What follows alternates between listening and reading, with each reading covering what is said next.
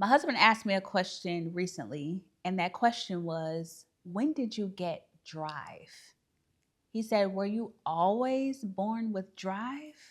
Because at nighttime, we like to ask each other questions to see, where we are, our evolution, and just learn more about each other that we didn't know before. And he said, because it seems to me that you have such a strong drive and you've had it since I met you, which was 15 years ago. So his question was, when did you get it? Did you grow up with it?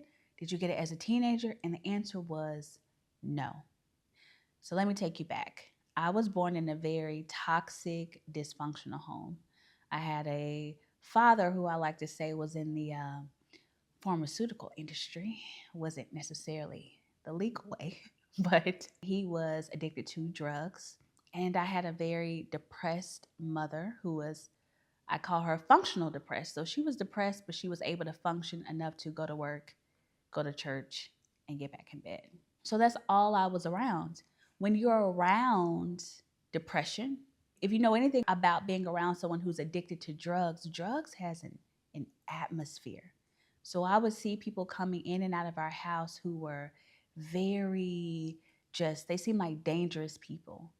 And it always put me in a state of being frantic and anxiety and fear and sadness. There was no joy in my home.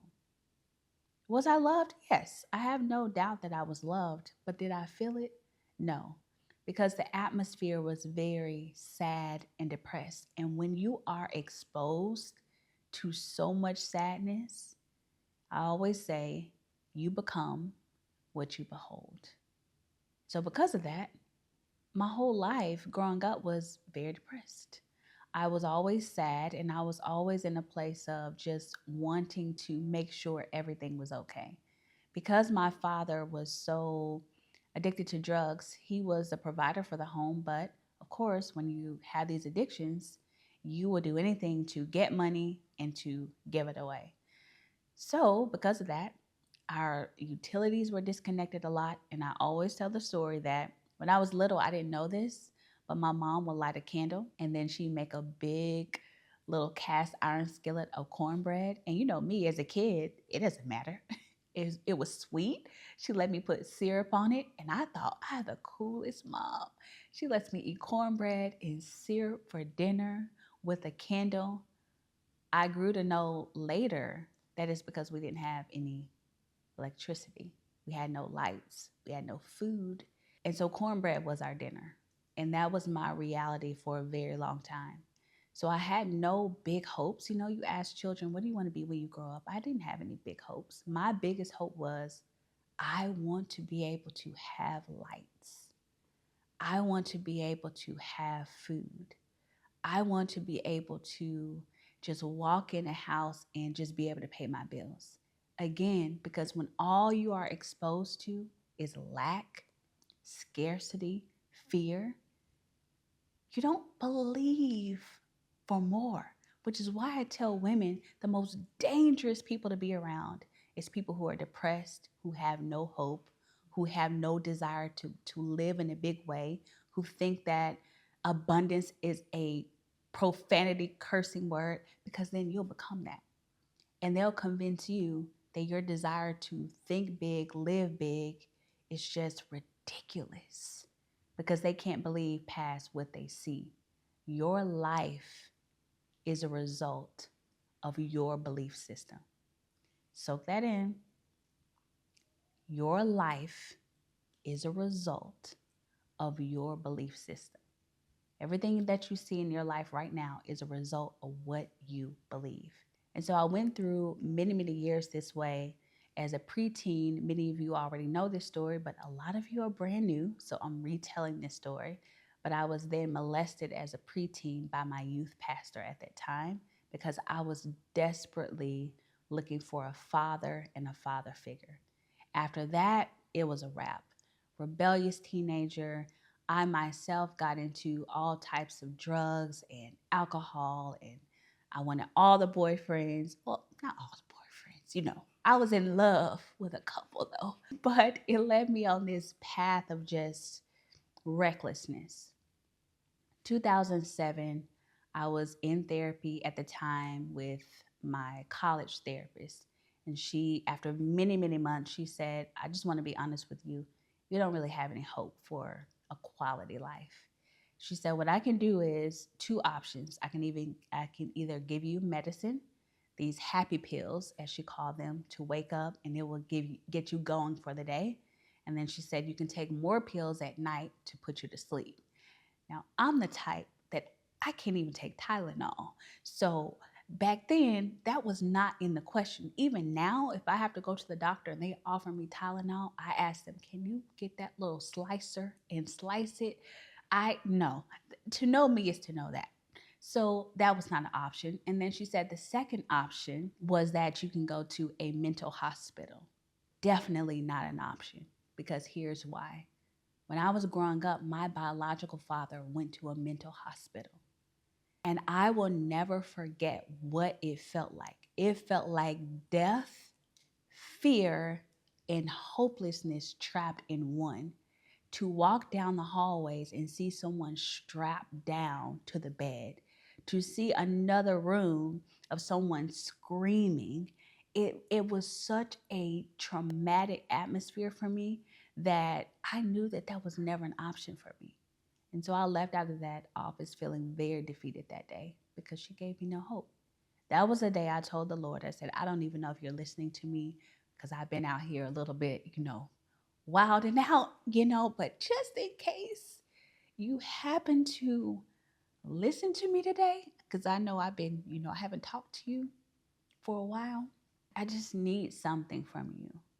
I just need to know that you're real because if not, I plan to run myself off the bridge. See, I'm originally from Memphis, Tennessee, where there's this big bridge, and I had no plans not to do this because I wasn't for sure if he was listening to me. But just in case he was, I wanted to try. So I went home.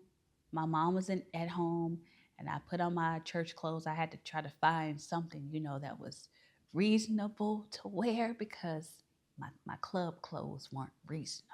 Okay. I had some slacks and a little shirt, and my mom kept looking at me like, where are you going? I said, I'm going to church. And she had a bunch of questions like, just let me go. Went to church. The preacher was preaching, and I knew the pastor, but I hadn't seen him. The last time I saw him was around that 10 and 11-year-old age, and I was 21 now. So I wasn't sure if he would even know me. So he was preaching, and I was like, Lord, if he doesn't calm me down and pray for me, then the bridge is around the corner. Nobody will miss me. See, the devil will always remind you of your past and how much terrible things happen to you, but he'll never remind you of your future. So the devil kept reminding me, look at what all you've done. Look at what all you've been through. Nobody will ever want you. Your family won't miss you. He'll always tell you lies because he's the father of lies. He's the daddy of lies. And so I didn't know that at that time, and I believed it. So towards the end of the sermon, the pastor was like, all right, we're getting ready to wrap up. So I had my head down, like, all right, well, I'll take the bridge. And right then, the pastor said, hey, you, come down here. At this point, he did not know who I was. Keep in mind, he had not seen me for 10 years. So he told me to come down. And all of a sudden, I just broke down crying, feeling the presence of the Lord. And he said, wait, is that you? And I said, yes. I said, what you don't know is I was getting ready to commit suicide. And he prayed for me, and the heaviness fell off me. And I knew that day that not only did God love me, but that he was listening to me. And that the devil was trying very, very hard to stop me. Right now, you can't see them, but I have a group of ladies here right now with me. And I almost shudder at the thought of what would have happened had I gone through that. The husband I would have never married. The children I would have never birthed. The ladies' lives I would not have been able to invest in and train. I shudder at that thought. So the reason why you're watching this video is there's a reason. It's probably because the enemy has told you some lies about yourself. But remember, he is a liar. Jesus only thinks the best of you. He knows the thoughts that he has towards you. And it's not thoughts of how much you messed up. It's not thoughts of how bad your life has been. It's thoughts of a great future. I want to tell you something, and it's this: the pain of your past cannot compare to the joy of what's coming. What the devil wants to do is to convince you to stop because your life is insignificant and nobody would care about you. But the fact that he's trying so hard to tell you that story is only a sign that God has a great purpose for you. Let's fast forward. This was December 2007, but the only problem was my birthday was in January. And even though I rededicated my life to the Lord, I had already planned my 22nd birthday. And there was this tension of, okay, God, you got that depression off me, with the realization that I only wanted what God could do for me, but I didn't want him yet. It's possible to want the blessing, but not want the blesser. It's possible to want the healing and not want the healer. There's always the tension of wanting to go on this healing journey, but not wanting to go on it with the Lord. He is the healer. He is the Lord that healeth thee. So I had my 22nd birthday and I was utterly miserable, okay? My friends and I, we got drunk, we went to the club, but I was changed. And there was a call of God on my life. See, when you have a call of God on your life, other people can do the same thing as you, but you feel uncomfortable.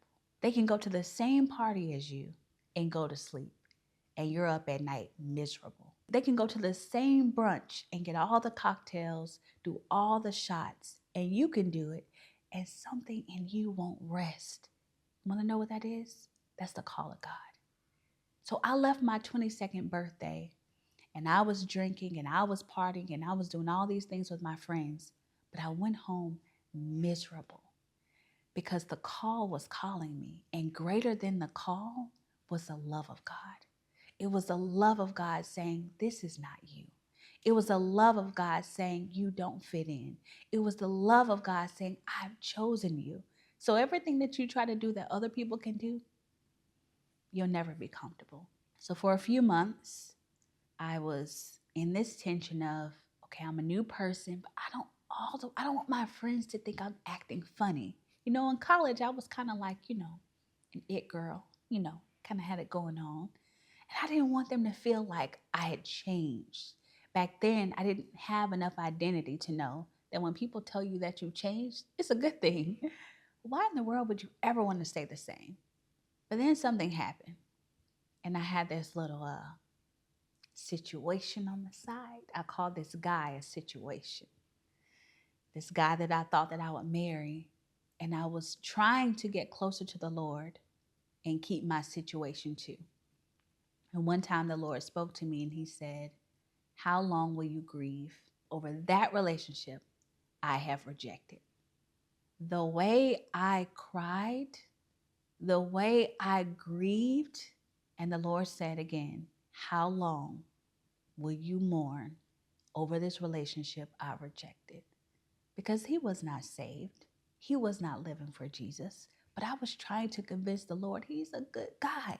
It's because I didn't believe that I was worth having a man who passionately pursued Jesus. Because when you refuse to wait on God's timing, you won't settle for God's best. You'll settle for good enough. But God, in his infinite love, was willing to hurt my feelings to save my future. Let me repeat that. Sometimes God is willing to hurt your feelings to save your future. When he told me that, he didn't give me a promise that you're about to meet your husband. But 6 months later, I met my husband, and it was a wrap. Because I believe that sometimes God wants to know, will you trust him even if he doesn't give you the plan? We're controlling people. We feel like I'll do it if you tell me it's going to work. Let me tell you the promise that you have. Walking with the Lord, it will always work. Walking with the Lord, loving Him, pursuing Him, you can never go wrong with